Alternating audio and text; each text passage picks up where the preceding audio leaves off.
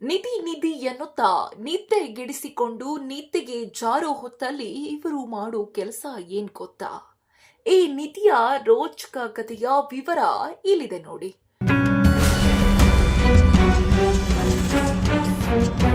Bengaluru HSR layout ಬಳಿಯ ಐತಿಹಾಸಿಕ ಎಳ್ಳುಕುಂಟೆ ಗ್ರಾಮದಲ್ಲಿ ನಿಧಿ ಗಳ್ಳರ ಹಾವಳಿ ಹೆಚ್ಚಾಗಿ ಸ್ಥಳೀಯರಲ್ಲಿ ಆತಂಕ ಮೂಡಿಸಿದೆ. ಸುಮಾರು 900 ವರ್ಷದ ಇತಿಹಾಸ ಹೊಂದಿರುವ ಈ ಪ್ರದೇಶದಲ್ಲಿ ದೇವರ ಸ್ಥಾನದ ಹಿಂಭಾಗದಲ್ಲಿ ಕಿಡಿಗೇಡಿಗಳು ನಿಧಿಯಾಸೆಗೆ ಅಗೆದಿದ್ದಾರೆ. ರಾತ್ರೋರಾತ್ರಿ ಪೂಜೆ, ಹೋಮ, ಹವನ ನಡೆಸಿ ನಂತರ ಸುಮಾರು 15 ಅಡಿ ಆಳಕ್ಕೆ ಅಗೆದಿರುವುದು ಗ್ರಾಮಸ್ಥರಲ್ಲಿ ಆಕ್ರೋಶ ಹುಟ್ಟಿಸಿದೆ. ಈ ಹಿಂದೆ ಅಪಾರ್ಟ್ಮೆಂಟ್ ನಿರ್ಮಾಣದ ವೇಳೆ ತಾಮ್ರದ ಚೊಂಬು ಸಿಕ್ಕಿದ್ದ ಹಿನ್ನೆಲೆಯಲ್ಲಿ ಮತ್ತೆ ನಿಧಿ ಹುಡುಕಾಟ ನಡೆದಿದೆ ಎಂಬ ಶಂಕೆ ವ್ಯಕ್ತವಾಗಿದೆ.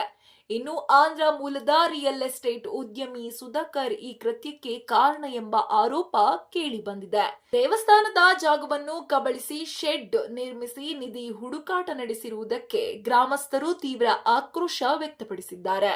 ಆದರೆ ಅಧಿಕಾರಿಗಳು ಸ್ಥಳಕ್ಕೆ ಭೇಟಿ ನೀಡದಿರುವುದು ಜನರಲ್ಲಿ ಅಸಮಾಧಾನ ಮೂಡಿಸಿದೆ.